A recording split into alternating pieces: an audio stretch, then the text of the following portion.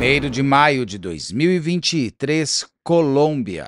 Uma mãe e seus 4 filhos esperam pelo avião que os levariam até o encontro de seu pai. Ela não podia imaginar que, em breve, aquelas 4 crianças se tornariam a maior busca já realizada no país, acompanhada por todo o mundo. As crianças seriam as únicas sobreviventes de um desastre aéreo e a maior prova que a vida pode se reerguer até mesmo nos momentos mais impossíveis. Eu sou Beto Ribeiro e este é o especial Caso Comentado e também Dica de Séries. Olá, sejamos todos muito bem-vindos. Por favor, não deixe de se inscrever, curtir, compartilhar, ligar sininho, marque nas suas mídias sociais, nos marque a todos nas mídias sociais. Se puder, seja membro, se não puder, tá tudo certo. Daí você venha comigo até o final dessa história das crianças perdidas. Uma história, acho que todo mundo lembra, foi em 2023, isso é pouco tempo, e se tornou agora um excelente documentário da Netflix que chama As Crianças Perdidas, que são aqueles 4 irmãos que caíram de avião no meio do nada, na selva amazônica, lá na Colômbia, e que ficaram desaparecidos por dias, semanas, a esperança acabando, a operação, inclusive, de resgate dessas crianças passa a se chamar Operação Esperança, quando eles percebem que aqueles meninos de 12, 8, 4, 1 ano de idade, 1 ano, assim, 13, 11 meses, o bebê, poderiam estar vivos. Apesar de que, muitos momentos, aquelas pessoas que estavam no resgate passaram por momentos terríveis de quase morte, inclusive das pessoas, por conta da própria circunstância da selva amazônica, da floresta amazônica, e se perguntavam se um adulto está quase morrendo, como será que essas crianças estão sobrevivendo, se é que elas ainda teriam vida. E que uniu um país. Essa história é muito interessante porque ela é mais do que apenas 4 irmãos perdidos. É uma história que une um país inteiro, que é a Colômbia. Isso é um documentário emocionante. Eu chorei muito no final dele, muito mesmo, por conta de toda a carga que existe de quando a pessoa quer viver, mesmo sabendo que está quase impossível, e aqueles serizinhos daquele tamanhinho lutando contra tudo e contra eles mesmos, contra os seus próprios medos, contra os seus próprios terrores, contra a vontade de salvar o outro, mas às vezes ter que se salvar. E é uma lição de vida, é um documentário que é uma grande lição de vida. Quantas vezes a gente está perdido nas nossas florestas internas e a gente às vezes tem vontade de sentar e falar, não vai mais dar. Mas vem aquela força maior que fala, vai sim, e a gente consegue encontrar aquela outra pessoa que vai te salvar. O documentário é de uma beleza estética, de uma beleza de montagem, de um primor humano. Ele é muito impactante. É um documentário fascinante porque você tem o registro não só das crianças perdidas, mas sim de todo o entorno, de um contexto muito maior.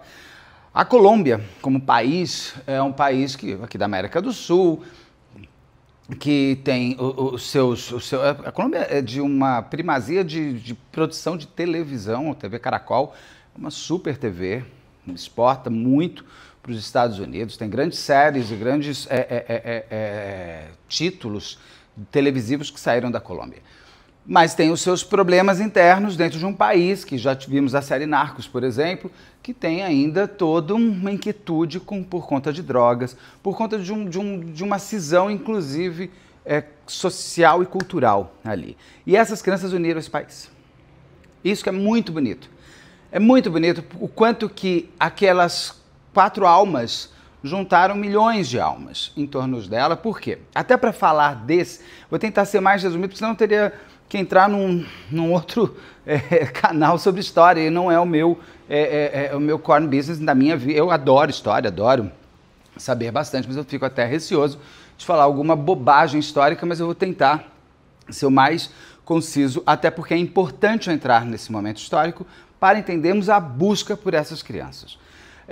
Na década de 1960, principalmente naquele período onde o mundo se dividia entre comunistas e capitalistas, onde a gente tinha a Guerra Fria com a União Soviética, Estados Unidos, os seus grandes imperadores, a Colômbia passava por um problema sério, onde você tinha uma classe social muito abastada, com um pequeno grupo de pessoas com muita coisa e um grande grupo de pessoas com nada. A pobreza era muito grande, você tinha toda uma estrutura dos povos indígenas daquele local sendo subjugados, você tinha uma série de complicações econômicas, sociais e culturais ali. Então, na década de 60 especificamente, em 1964, se eu não me engano, nasce, nomeado finalmente, um grupo chamado Forças Armadas Revolucionárias da Colômbia, que a gente fala as FARC, né? A FARC, que quando a gente junta Forças Armadas Revolucionárias da Colômbia, vira a FARC,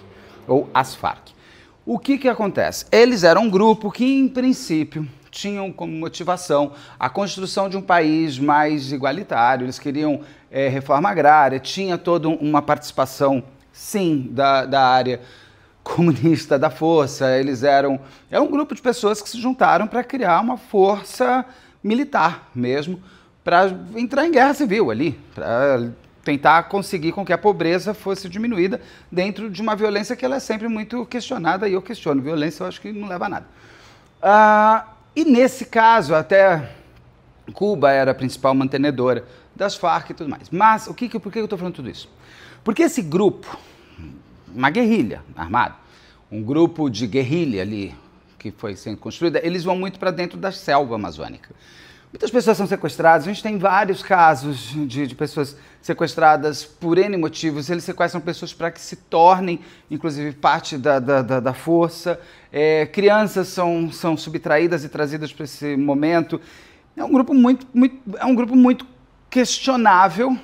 Pode ter tido sonassedouro por algum momento em um movimento, só que é um grupo perigoso, até porque se faz muito desse grupo com o uso de drogas, tem o narcotráfico agora já ali dentro desse movimento. Mas esse grupo, exatamente por fazer parte, estar escondido dentro da selva, da floresta amazônica, o mais importante foi isso. Quando as crianças caem, quando o avião cai, ele cai num grupo que é dominado pela FARC. Então a busca por essas crianças colocava um país inteiro numa discussão de várias coisas e principalmente num receio de que poderia, na busca pelas crianças, começar uma nova guerra. Porque você está entrando num território, agora inimigo das FARC, para achar aquelas crianças. Só que quem está indo atrás? O exército, que vai com arma, né? E o próprio povo indígena, ele tem um problema muito sério com o exército colombiano, isso é muito bem colocado no documentário, exatamente por conta de um passado inteiro. O povo indígena não confia no exército, porque eles também teve um grande problema quando desse movimento todo, lá na década de 1960, de confronto com os indígenas, e tem confrontos ainda, até por conta de terras, uma série de coisas. Só que essas crianças que caem são de uma população indígena e colombianos. Então você tem a junção, você começa a perceber que o governo e a sociedade indígena eles vão ter que se juntar para buscar esses 4, na verdade eles estavam indo buscar 7 pessoas. Mas esse avião cai para a gente entender, é uma região de povos indígenas ali, que é Araraquara, que é tipo Araraquara nossa aqui no interior de São Paulo, só que chama Araraquara, que tem essa área e é um voo, pelo que eu pesquisei, normal, entre Araraquara e São José del Graviari. Eu não falo espanhol, gente, desculpa. Gaviari, mas em São José, lá Adel. Esses dois locais têm seus povos indígenas ali. O transporte utilizado para o deslocamento de um para o outro é pelo aéreo, por esses aviõezinhos. Porque você não tem estradas que interligam, tem a própria floresta que vai te impossibilitar, e até mesmo ir por água parece que é muito complicado. Então é por isso que essas crianças vão nesse avião. O que tem de mais importante é, a mãe está em Araraquara e o pai de 2 dos meninos está nessa outra região ali, São José não sei falar, gente. São José del Guaviare. O pai estava esperando os filhos. Essa mãe está com os filhos fazendo essa viagem para isso, para encontrar o pai dos seus 2... Ela tem 4 filhos. A Madalena, que é a mãe, tem 4 filhos. 2 com esse pai, que está nesse outro lugar aqui, São José, e 2 com um personagem que é importantíssimo e que você vai ficar revoltado quando estiver assistindo esse documentário, porque é o pai dos 2 filhos mais novos e padrasto dos 2 mais velhos. E vai se perceber que esse homem é um homem muito do mal. muito do mal. E é até um dos pontos colocados muito pela família, que as crianças às vezes não estavam, na verdade, fugindo daqueles que estavam buscando por eles, inclusive porque tinha esse homem, esse padrasto, junto do grupo. Mas eu já antecipei algumas coisas. Então essa mulher, essa Madalena, está viajando com seus 4 filhos de Araraquara para São José o outro lado aqui, que são duas pontas de povos indígenas. Ela estava nesse avião onde estava também um líder indígena, que ia fazer esse táxi aéreo para lá, e o piloto. Ela vai no dia 1º de maio de 2023, está esperando o avião, que era algo normal que eles faziam. Ela entra com os filhos no avião e esses 2 homens ali já estão juntos ali também. Esse líder religioso, esse líder indígena e esse piloto. O avião vai e o avião cai. Cai numa área que quando você vê, fala assim, meu Deus do céu, como achar? Porque é um tapete verde, a selva amazônica, a floresta, eu falo selva, desculpa, a floresta amazônica, ela é muito densa, então se cai, logo se fecha, então não tem, só quando cai muito, mas assim, mesmo achar um breu é complicado. Era um aviãozinho pequeno, que eu não entro nesses aviãozinhos, mas nem a pau Juvenal. Eu tenho pavor de avião pequeno, eu não tenho problema de voar, mas aviãozinho pequeno com hélicezinha, não entro, não vou, não faço, não entro, não me convida, eu não vou. Mas era o transporte natural ali, por eles ali. Esse aviãozinho cai no meio dessa selva, cai no meio dessa floresta, cai no meio dessa área super densa e super de um ecossistema próprio, num lugar que nunca o homem chegou. Tem lugares ali que são inéditos para os próprios animais a presença do ser humano.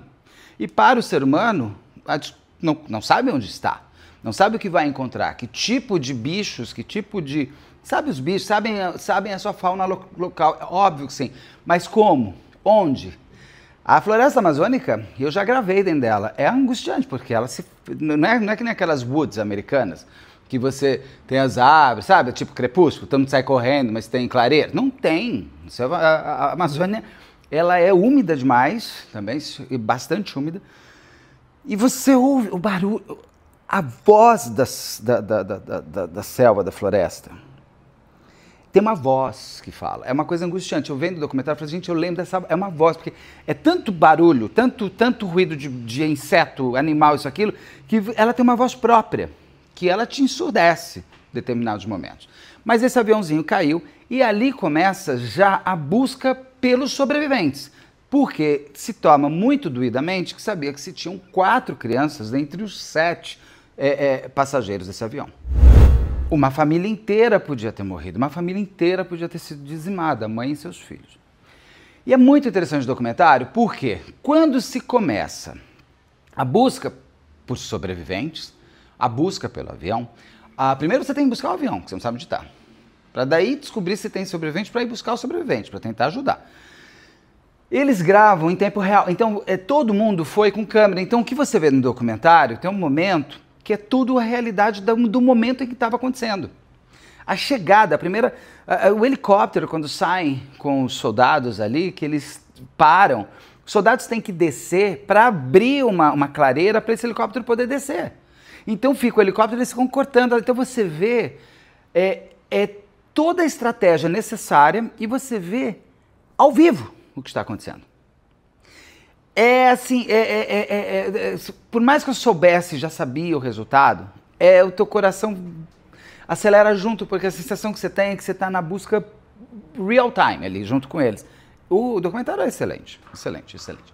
Então você vê, o exército chega, faz uma clareira e vai começar ali, próximo de onde eles imaginam que esteja, porque o avião soltou um sinal, mas é um sinal de um raio enorme de onde ele pode estar. Parece que são 20 quilômetros quadrados no total, depois que as crianças começam a correr. O avião caiu, ninguém sabe onde está. E aí você vai se dividir em 2 grupos, o do exército e dos indígenas. Lembrando que os indígenas conhecem a selva, conhecem a floresta amazônica. O exército, por mais que conheça, eles não são de lá, os indígenas são de lá. Como diz, inclusive, um dos militares, acho que 80% da população colombiana ela é miscigenada com povos indígenas. Então todo mundo ali, de alguma maneira, tem sangue indígena correndo nas veias. Mas não são todos eles mais que vivem culturalmente como o povo indígena vive. O que é muito interessante, porque essas crianças, um dos pontos que se existia a possibilidade de que elas, se vivas estivessem, todos os do avião, se vivos estivessem, conseguiriam sobreviver por um tempo, porque eles têm conhecimento do local. Se eu cair ali, eu não sei o que eu posso comer e o que eu não posso.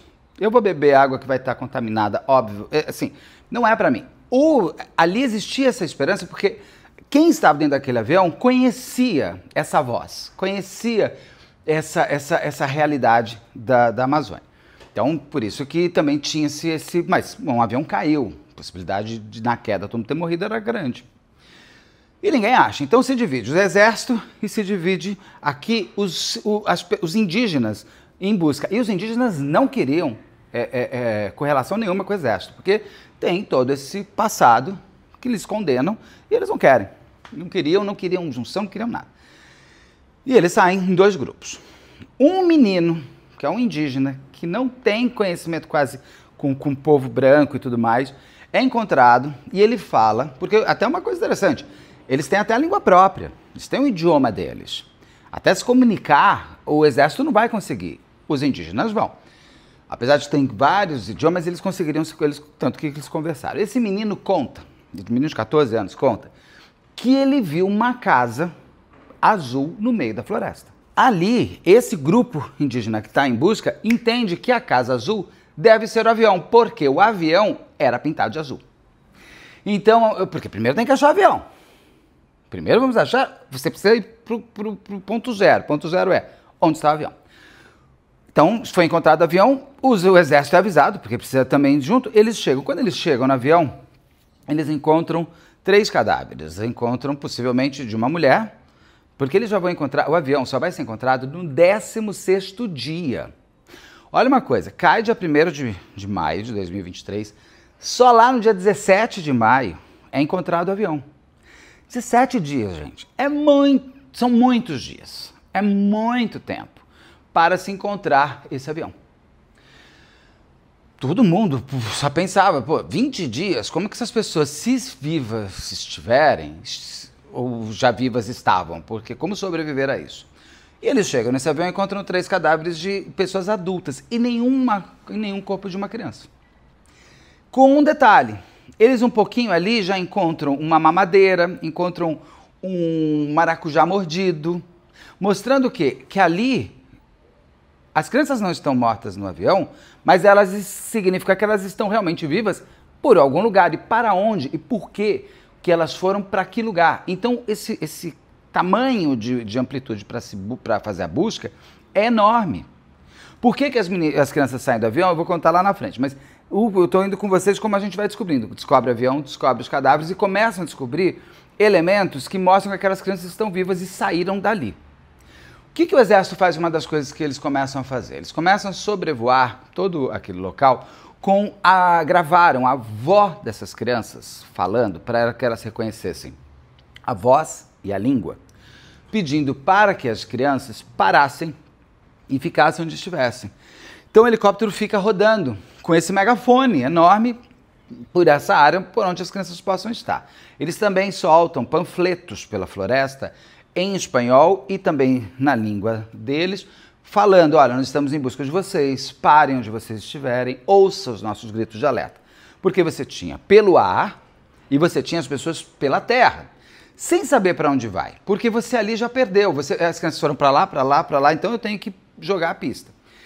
Começa a se ter uma grande comoção, porque se descobre que essas crianças estão vivas, então você começa a ter mais movimento e mais motivação para continuar uma busca, que poderia dar em nada. Mais pessoas começam a querer vir voluntariamente, a entrar. Inclusive um dos caras que é fundamental, ele entra nesse momento porque ele conhecia profundamente a Amazônia. Mas ele não tinha a menor vontade de ter contato com os caras do exército. Por isso que eu falo que essas crianças uniram um país. Mas ele vai, porque ele fala, não, eu conheço muito bem a floresta, tanto que é ele que vai achar lá, eu conheço muito bem a floresta amazônica, vamos lá, eu vou. E chegam aí 85 pessoas, homens indígenas, para essa busca por essas crianças dentro ali da floresta. E o exército também ali imbuído do desejo de encontrar esses meninos. Quando esses indígenas estão ali, eles começam a passar mal. Mas interessante, por quê? Eles conhecem a selva, mas como assim, tem as doenças dali que vão acontecer, vão acometer alguém também. E muitos deles ficam doentes ao mesmo tempo. Não sei se tomaram alguma água que não devia ou comeram alguma coisa que não podia. E quem aí é interessante, porque você vai ter que baixar um pouco a bola e humanamente pedir ajuda. E o outro lado vai ter que baixar a bola e humanamente ajudar o próximo. Então o exército deixa as armas, que eles odiavam as armas, eles tinham um horror àquelas armas. E o exército tinha que estar armado por conta das Farc poder chegar a qualquer momento. Vai chegar e falar assim, deixa eu conversar, sabe o que é as Farc? Eu não vou entrar em guerra não, porque eu estou buscando criança. Se bobear, uma das possibilidades é, será que as Farc achou essas crianças e já cooptou elas, e levou e sequestrou, a gente nunca vai saber, eles vão se tornar um exército armado contra o Estado. Era uma das possibilidades também. Então o exército precisava estar armado, até por animais que tinham ali, mas também por um possível confronto. Num primeiro momento, eles falavam em silêncio total para que nenhum olheiro das Farc sacasse que eles estavam ali. Depois que eles encontram um avião e veem os corpos e percebem que aquelas crianças estão vivas, meu filho, grita para o mundo. Até talvez a própria Farc não entrasse nesse confronto nessa hora, que seria uma bobagem para ela. Mas aí eles já estão, aí já está todo mundo tal. Então, quando esses indígenas ficam doentes, o exército ajuda, deixa as armas e entram os enfermeiros. E ele começa uma primeira comunhão entre aquele grupo. Começa a se perceber que a união fará realmente a força. E eles vão ter que coexistir, e até para eles poderem existir melhor, juntos. E eles seguem, então, o seu bando junto ali. Esse rapaz, que eu não sei o nome dele, mas ele aparece no documentário, e ele vai te contando, muito legal. Ele fala assim, que aí começou a se ter, esse pai de dois meninos e padrasto dos outros dois, entra nesse grupo para encontrar as crianças. E a mulher, ou ex-mulher já. E você sente que existe um desconforto ali dentro dos indígenas, porque quando é encontrado o avião, esse pai não se emociona muito. Nem pela morte da mulher e nem pela possibilidade dos filhos estarem vivos, isso já chama atenção. Ninguém gosta muito dessa história. Esse outro indígena, ele fala, eu tenho que pensar com a cabeça de uma criança. Eu não posso pensar com a cabeça de um adulto de 30 anos que conhece aqui. Para onde, se eu fosse criança, eu iria? O que eu faria? E ele começa a se permitir ser uma criança de 12, que tem 12, 8, 6, uma coisa assim, uma escadinha ali, e o bebê de 11 meses. E quando ele resolve pensar, eles começam a achar mais elementos das crianças, só que isso já passou o tempo. Se no 16º dia encontraram o avião, eu já estou te falando, já está 25, 28 dias, 30 dias já estava batendo. E as pessoas começam a ficar preocupadas se um monte de adulto que conhece o local, ficou doente pra caramba, só não morreu porque o cara do exército tinha remédio, como essas crianças vão estar vivas? Elas são 4 crianças. E começa a ter uma desistência, as pessoas começam a desistir pela busca, porque começam a falar, gente, essas crianças morreram, vamos encarar o fato? E não dá, a gente não vai achar, a gente vai morrer.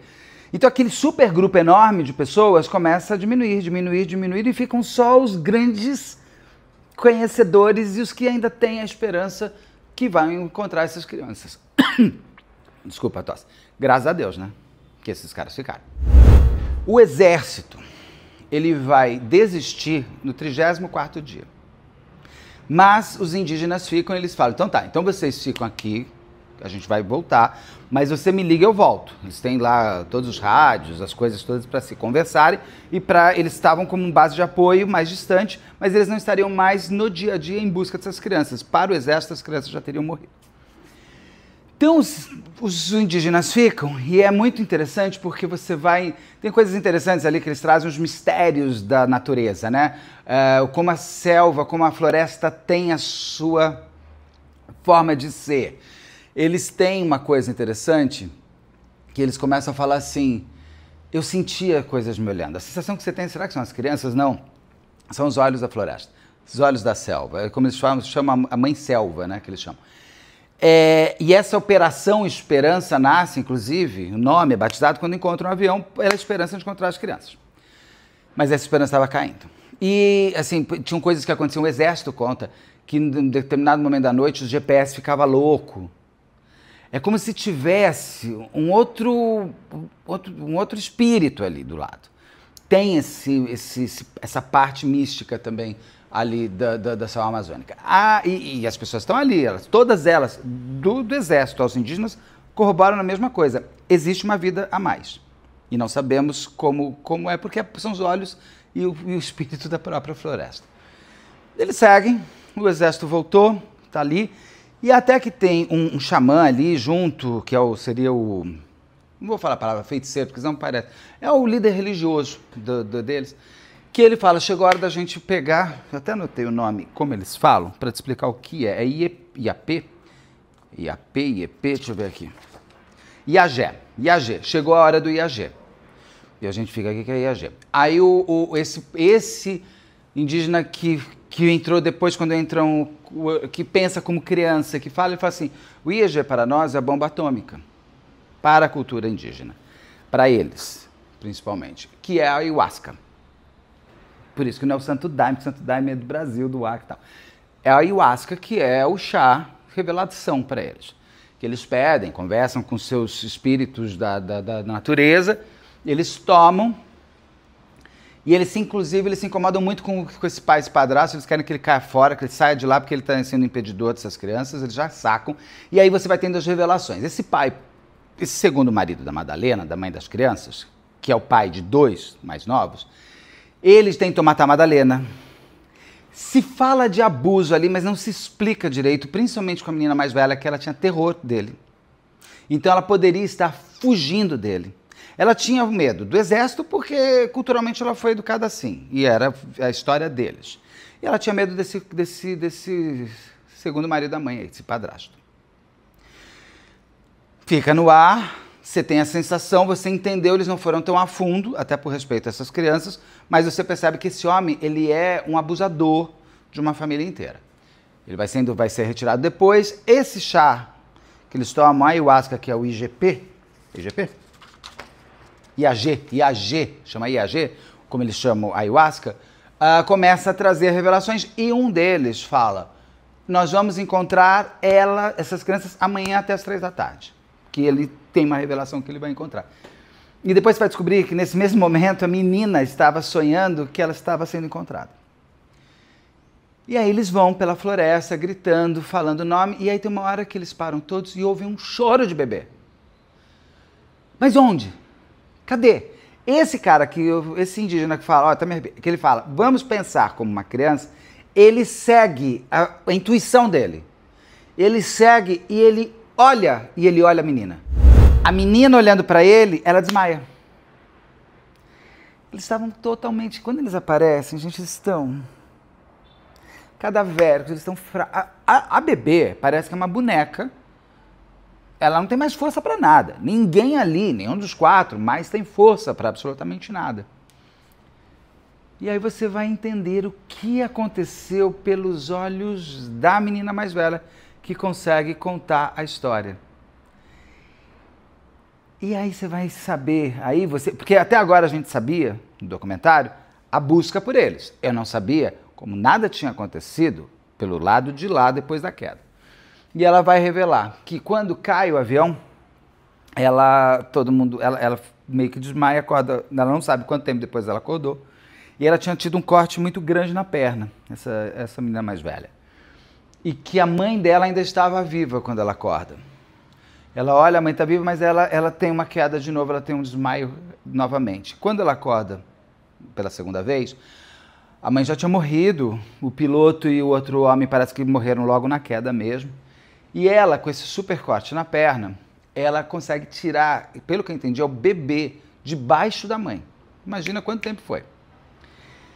Que ela tira o bebê, tira os 2 irmãos e ela fala, eu preciso fazer os meus irmãos viverem. E é muito bonito, porque tudo isso é contado através de uns desenhos, que a sensação que eu tenho é que quem fez esses desenhos foi a própria menina. E o Aru, inclusive, ele aponta quando a gente está assistindo, que é muito interessante esse tipo de olhar, que dos desenhos, ela é proporcionalmente, ela é sempre muito maior que os irmãos, que é a proteção.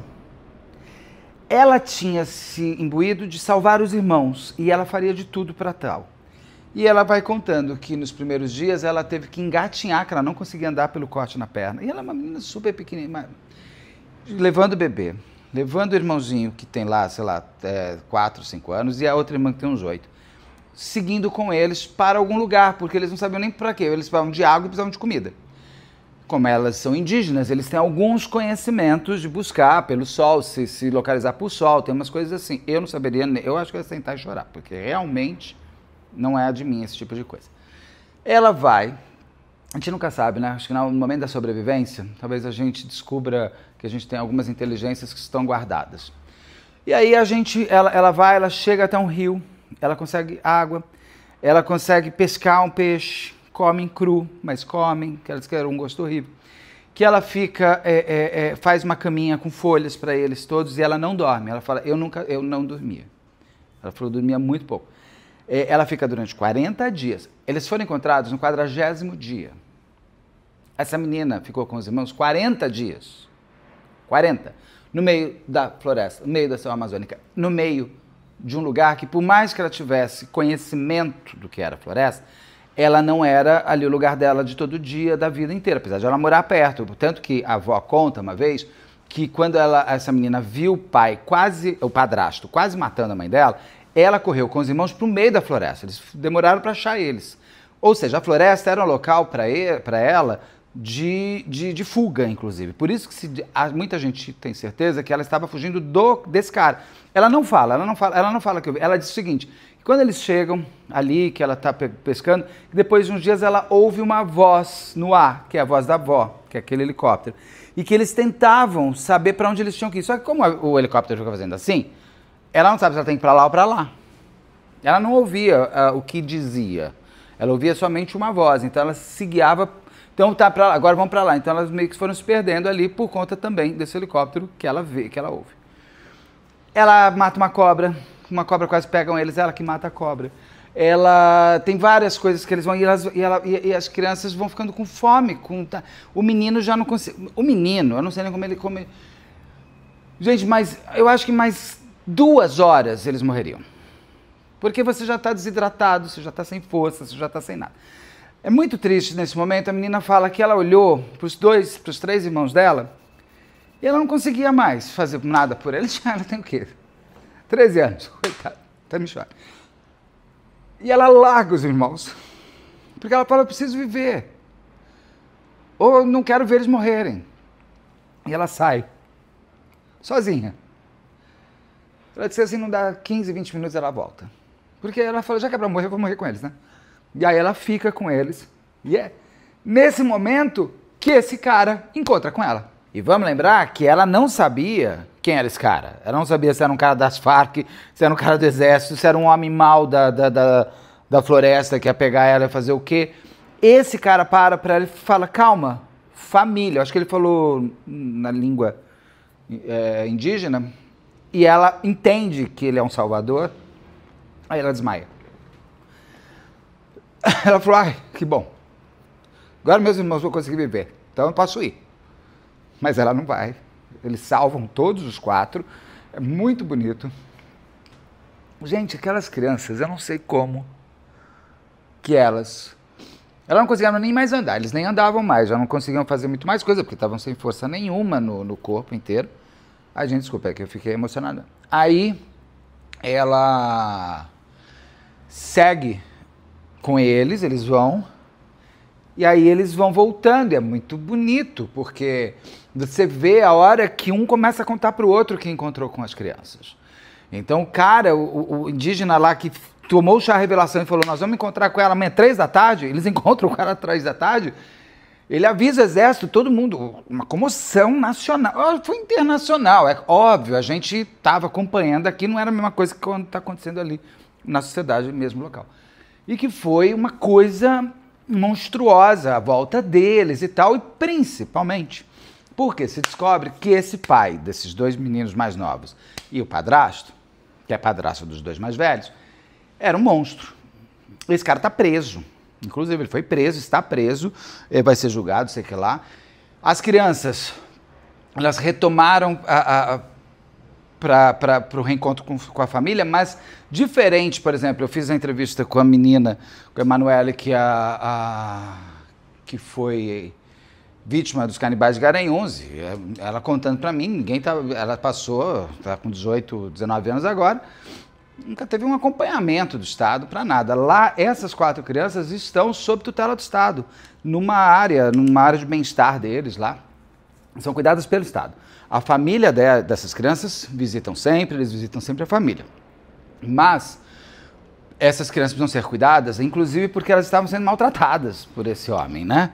Então, existe um crime sendo investigado, e que bom que está sendo investigado, que esse homem pague bastante bem pelas suas penas todas, que ele mereça fazer. E existiu essa comunhão nacional. É muito legal esse documentário por essa comunhão nacional, por essa junção de um país. É um país que é dividido em muitas coisas até hoje e que essas 4 crianças podem elas se tornaram um símbolo nacional de união dos indígenas, do exército, da sociedade branca, da sociedade negra, todos. Porque todo mundo torceu por elas. E todo mundo se comoveu demais ao ver aqueles 4 tchutchuquinhos, assim, pequenininhos, sobrevivendo 40 dias. Que a gente conseguiria. Tem aquele Largados e Pelados da Discovery, que eu adoro, por sinal. Os povos não conseguem ficar 20. Com faca, com isqueiro, com uma produção do lado, que se tiver alguma coisa, cortou o dedo, ai, vai lá o cara e faz tchu-tchu-tchu. A menina estava com corda na perna, ela engatinhou durante 20 dias, ela só engatinhava para salvar os irmãos. Quem tem essa força? Todos nós. Mas quem chegaria até o final? Espero que todos nós. Mas você vai ser com certeza aquele que quer viver, como essa menina quis, mais do que ela. Ela queria ver os irmãos vivos. Isso é muito bonito. É muito bonita essa situação. Bom, gente, essa é a história das crianças perdidas que, graças a Deus, foram encontradas com vida e que elas sejam muito felizes. O nome delas eu não falei, né? Eu devia ter falado no começo. Mas o nome das crianças é Leslie, que é a mais velha, essa menina, a Solane, o Tien Noriel e Christine. São os 4... Espero que eles fiquem unidos para sempre como irmãos e tudo mais, né? Porque foi o amor de irmão que salvou o irmão. Muito legal, muito bonito. Espero que vocês tenham curtido, assistam esse documentário. Eu estou pondo este vídeo aqui no momento de Natal, Ano Novo, né? Que é um momento que eu acho que todo mundo fica mais sensível, porque é o término de um ano, começo de um novo, é o fechamento de um ciclo, é Natal, que tem gente que odeia, tem gente que ama, porque se constrói nesse momento esse desejo de família em torno de um Natal, que sejam seus amigos, que seja... Mas você pode estar assistindo isso aqui em 2084, em março. Então, continua, vai lá assistir, porque com certeza esse documentário deve estar no ar ainda em 2084. Se você chegou até 2084, vendo esse vídeo, escreve aí para mim. Estou em 2084 e o vídeo ainda está no ar. Né? Deixa esse aviso aqui, para quando as pessoas ali forem assistir, saberem que continua. Porque está na Netflix, chama... As Crianças Perdidas, um documentário de 1h30, não tem nenhuma barriga, não tem nada. É muito bonito, é muito bem pensado. Assistam. Me conta aqui se você assistiu, o que você achou. Se não assistiu, assista, volta aqui, me conta o que achou. É isso, espero que vocês tenham gostado e se emocionem, se permitam, porque esse documentário merece. Até já.